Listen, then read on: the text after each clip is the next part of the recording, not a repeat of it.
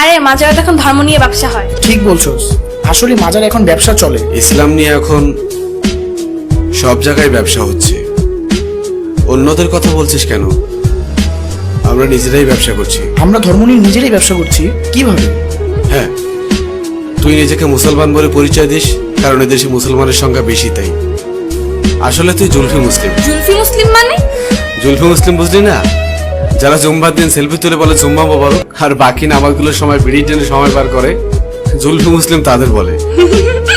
তাহলে তো তুই জুলফি মুসলিম। হাসির কিছু নেই, মেয়েরা ইসলাম নিয়ে বেশি পায়তারা করে। মানে কি? তর্ক করবি নাকি শিখবি? বল দেখি, শিখি। তোর ফেসবুক প্রোফাইলে কি আছে? কি থাকবে? আমার অনেক ছবি আছে, আর কি থাকবে? না, তোর অ্যাবাউটে কি আছে? কি থাকবে? অ্যাবাউটে আছে not yet working student, I love Allah. Wait wait wait wait, এখানেই আমার প্রশ্ন। আল্লাহকে তুই ভালোবাসিস? কেন বাসবো না, অবশ্যই ভালোবাসি।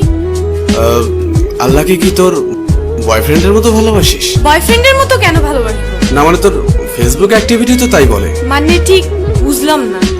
অ্যাকচুয়ালি তোর না, তোদের মতো মেয়েদের ফেসবুক প্রোফাইলে ঢুকলেই দেখা যায় কভার পিকচারে কোরআনের ছবি, কিন্তু তুই কোরআন পড়তে পারিস না।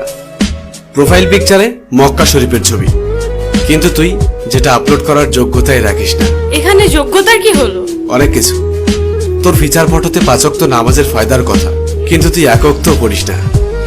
আর একটু নিচে নামলেই দেখা যায় তোর টলটলে রল বলে সুন্দর শরীরের সব পাট পাট ছবি। এই ফাইজলামির বাড়ি কোথায়? এটা কি ইসলামের অবমাননা নয়?